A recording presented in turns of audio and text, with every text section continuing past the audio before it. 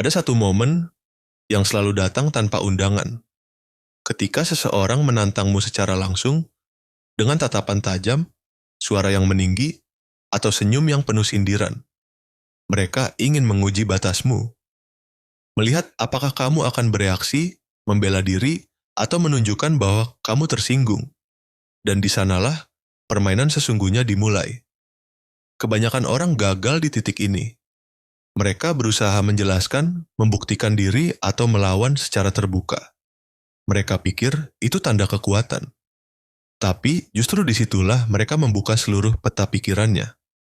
Emosi mereka menjadi peta jalan menuju kelemahan. Machiavelli pernah berkata, manusia tidak perlu tahu niatmu, cukup biarkan mereka takut akan ketenanganmu. Dalam dunia yang penuh manipulasi, siapa yang paling tenang, dia yang paling berbahaya. Karena ketenangan bukan berarti pasif. Ia adalah bentuk dominasi yang tak terlihat, tapi selalu terasa. Kamu tidak perlu berteriak untuk menguasai. Kamu tidak perlu menjelaskan untuk menang. Kamu hanya perlu mengamati dan diam dengan niat. Mereka yang memahami seni diam bukan hanya membaca pikiran orang lain, tapi juga menulis ulang arah permainan tanpa satu kata pun diucapkan. Dan itulah awal dari 14 taktik psikologi gelap, cara membaca dan mengendalikan siapapun dengan ketenangan yang membuat mereka tunduk tanpa sadar. Prinsip pertama yang tidak diajarkan di sekolah moral, membela diri adalah kelemahan. Diam adalah kekuatan. Kata-kata ini terdengar dingin bahkan kejam. Namun, di balik dinginnya ada logika yang tak terbantahkan. Saat kamu bereaksi, kamu memberi materi pada lawan untuk dianalisis, diukur, dan dieksploitasi. Reaksi adalah bukti kehidupan emosional. Dan apa yang hidup dapat diracun, dikendalikan, atau dipatahkan.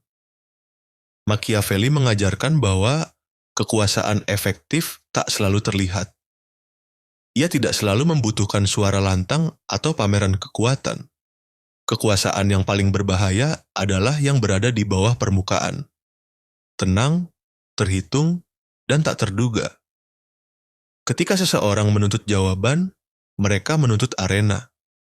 Memberi arena itu berarti memilih medan pertempuran yang menguntungkan mereka. Menolak memberikan jawaban, diam, menghilangkan arena. Tanpa arena, tantangan menjadi kosong. Tanpa bahan bakar, api padam. Ini bukan pasifisme. Diam yang dimaksud adalah strategi aktif. Memilih kapan berbicara, apa yang dibocorkan, dan kapan membiarkan orang lain menggali sendiri kesimpulan yang kamu inginkan. Dalam diam ada kontrol narasi. Orang yang diam memaksa lawan mengisi kekosongan, dan manusia secara naluriah mengisi kekosongan itu dengan asumsi sendiri seringkali lebih ekstrim dan menguntungkan pihak yang lebih tenang. Ada mekanik psikologis di sini, reaksi memberi sinyal, emosi, ambisi, ketakutan. Sinyal itu adalah data. Seorang yang diam menolak memberi data. Mereka membuat lawan frustrasi, mencari-cari, dan akhirnya membuat kesalahan. Ketika lawan mulai menebak, mereka sudah terperangkap di labirin persepsi yang kamu atur tanpa terlihat. Prinsip ini juga menuntut disiplin diri yang jarang dimiliki manusia biasa. Untuk mempraktikannya, seseorang harus menahan dorongan biologis untuk membela harga diri, untuk meluruskan fakta, atau untuk membalas hinaan. Itu adalah latihan, stoik dalam praktik, kendalikan reaksi, kendalikan naluri. Dari sana lahir kredibilitas yang berat. Ketika akhirnya kamu berbicara, kata-katamu berbobot karena jarang, terukur, dan berbahaya. Ringkasnya, diam bukanlah ketiadaan tindakan. Diam adalah langkah strategis yang memaksa orang lain berjalan ke tempat yang kamu tentukan. Itu adalah cara untuk mengubah kebingungan menjadi keuntungan, ketidaktahuan menjadi alat, dan interaksi menjadi medan di mana hanya orang yang paling tenang yang memegang kendali. Kejelasan adalah kebutuhan manusia biasa. Orang lemah ingin dipahami, ingin menjelaskan, ingin memastikan semua orang tahu niat baiknya. Tapi Machiavelli mengajarkan sesuatu yang berbeda. Kejelasan adalah untuk terapi. Kontrol adalah untuk kekuasaan. Manusia selalu takut pada apa yang tidak mereka mengerti. Ketika kamu terlalu jujur, kamu memberi mereka peta untuk menyerangmu. Ketika kamu terlalu jelas, kamu kehilangan misteri yang membuat mereka waspada. Dan begitu mereka tahu cara membacamu, kamu bukan lagi ancaman. Kamu hanya makhluk yang bisa diprediksi. Lihat paradoksnya. Untuk mengendalikan seseorang, kamu tidak perlu membuat mereka mencintaimu. Cukup buat mereka terus menebak. Ketika mereka tidak bisa memprediksi langkahmu, mereka kehilangan rasa aman. Dan ketika rasa aman hilang, otak mereka mulai mencari pegangan. Pegangan yang akhirnya hanya bisa kamu berikan. Itulah mekanisme halus dari dominasi psikologis. Kamu menciptakan ruang kosong dalam komunikasi dan membiarkan mereka yang mengisinya. Kamu memberi sedikit informasi, cukup untuk menggoda, tapi tidak cukup untuk dimengerti. Lama-kelamaan, mereka terobsesi untuk memahami dirimu. Padahal tanpa sadar mereka sedang bermain dalam ritme yang kamu ciptakan. Manusia tidak tahan terhadap ketidakpastian. Dan dalam ruang gelap antara tidak tahu dan ingin tahu, di sanalah kamu membangun kekuasaanmu. Dalam hubungan, ini berarti kamu tidak selalu harus membalas pesan cepat, tidak selalu harus menjelaskan maksudmu. Dalam negosiasi, ini berarti kamu tidak perlu menolak langsung. Cukup diam, dan biarkan mereka menafsirkan diam itu sebagai pertimbangan, strategi, atau bahkan ancaman. Kamu menciptakan ilusi kedalaman, padahal kamu hanya menjaga ruang kosong yang mereka tak berani isi. Itulah paradoks kekuasaan. Semakin sedikit yang kamu ungkap, semakin besar pengaruh yang kamu pancarkan. Pada akhirnya, kontrol bukanlah soal memiliki semua jawaban, tapi menciptakan situasi di mana hanya kamu yang tampak seperti sumber jawaban itu. Dan ketika mereka mulai bergantung pada interpretasi darimu, kamu tidak perlu berbicara keras untuk menguasai. Kamu hanya perlu membuat mereka merasa bahwa tanpa pemahaman tentangmu, mereka kehilangan arah. Bisnis. Bayangkan rapat di mana pesaing memaksamu memberi angka proyeksi. Kebanyakan eksekutif akan mengeluarkan data, menjelaskan asumsi, dan mencoba meyakinkan. Seorang praktisi taktik gelap menanggapi dengan tenang. Kita sedang meninjau opsi. Titik final. Tanpa angka, pesaing terpaksa menebak. Mereka mungkin menawar terlalu tinggi atau terlalu rendah. Lawan menjadi agresif untuk mengisi kekosongan, dan disitulah kamu memetik keuntungan. Ketika akhirnya kamu mengangkat kartu, kamu memilih momen dan angka yang membuat tawaran lawan terlihat ceroboh atau tidak realistis. Keheninganmu memaksa mereka untuk membuka peta tangan mereka lebih dulu. Mereka mengungkap kelemahan mereka sendiri saat mencari kepastian. Hubungan. Dalam percintaan atau persahabatan, klarifikasi berlebihan sering merusak. Katakan seseorang menuntut penjelasan tentang perilakumu. Respon emosional akan memberi amunisi. Sebaliknya, pilih jeda, bukan penghindaran. Sebuah pesan singkat seperti, kita bicarakan nanti cukup untuk membuat pihak lain memikirkan tindakan mereka sendiri. Mereka mulai merasionalisasi, menilai kesalahan, dan lebih sering menyalahkan diri sendiri. Diam terukur membuatmu terlihat lebih berdaya. Lawan menjadi lebih rentan karena bergantung padamu untuk penjelasan. Dan begitu mereka datang memohon klarifikasi, posisimu sudah lebih kuat. Negosiasi dan penjualan. Dalam tawar-menawar, pelaku tenang menggunakan waktu sebagai senjata. Berhenti menjawab tawaran pertama, biarkan lawan mengulangi, menambahkan insentif, atau mengungkapkan batasnya. Ketika mereka mulai menawar tanpa respons darimu, mereka sering mengekspos batas maksimum atau menurunkan harga lebih dari yang perlu.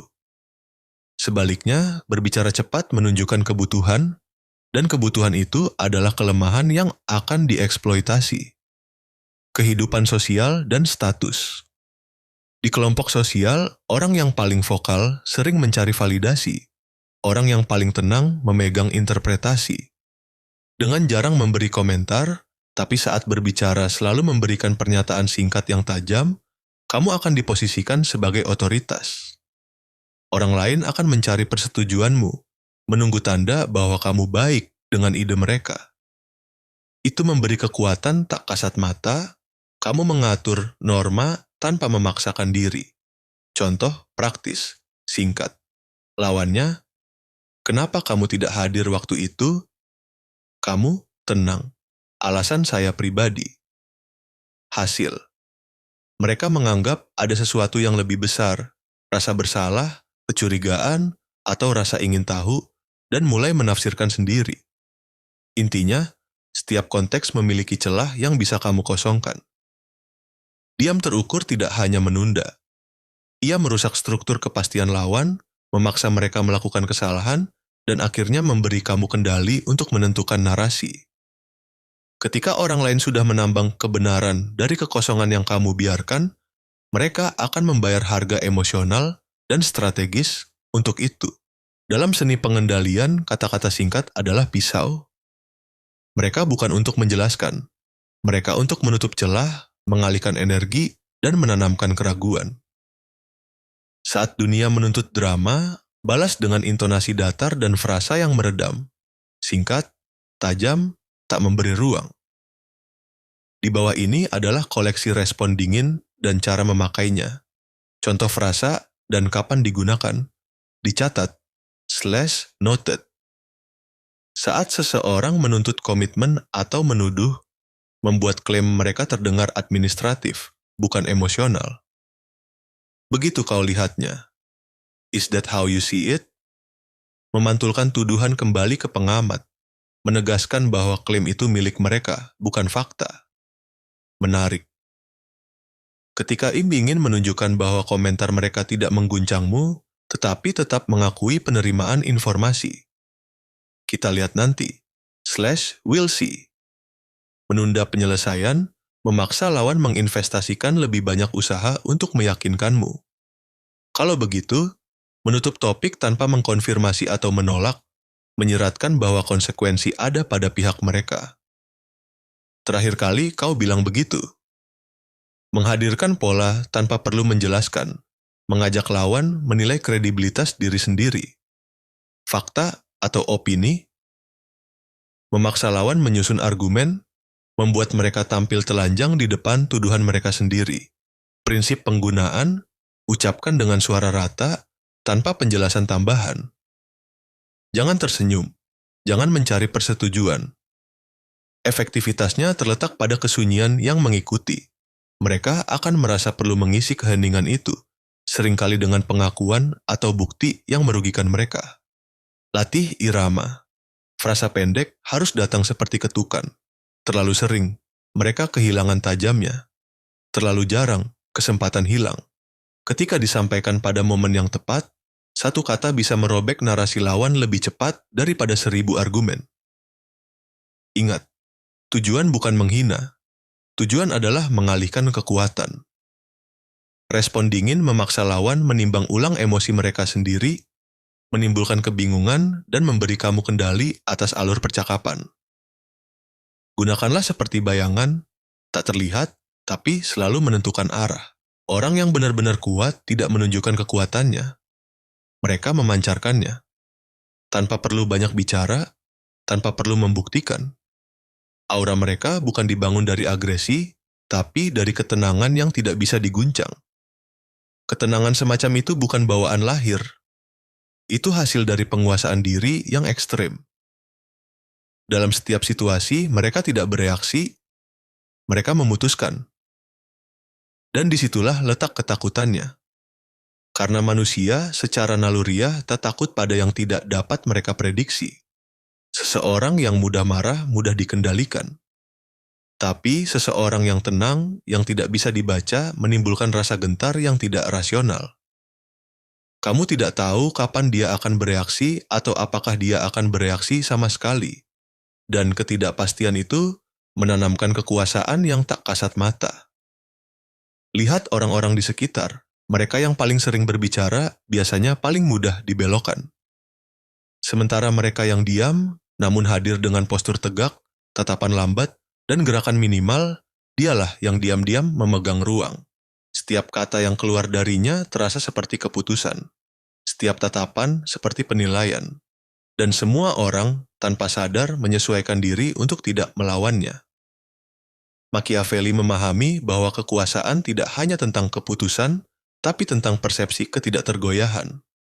Kamu bisa lemah, tapi jika kamu tampak tak terguncang, dunia akan memperlakukanmu seperti batu karang. Kamu bisa takut, tapi jika kamu menyamarkannya di balik diam, mereka akan mengira kamu sedang menghitung. Ketenangan membangun mitos. Dan dalam permainan pengaruh, mitos jauh lebih kuat dari kebenaran. Jadi, peliharalah aura tenang itu seperti senjata rahasia. Bicara hanya saat perlu, tatap lebih lama dari yang nyaman, dan biarkan diamu menjadi jawaban. Karena dalam keheningan yang stabil, ada kekuatan yang membuat orang lain menunduk, bukan karena takut padamu, tapi karena mereka takut pada apa yang tidak bisa mereka pahami darimu. Pada akhirnya, permainan ini bukan tentang siapa yang paling cerdas, atau siapa yang paling keras, tapi tentang siapa yang paling tidak terganggu. Dunia akan terus menekanmu untuk bereaksi, untuk membuktikan, menjelaskan, meledak. Namun, mereka yang benar-benar memahami kekuasaan tahu bahwa kendali sejati bukan tentang menguasai orang lain, melainkan menguasai diri sendiri di hadapan kekacauan.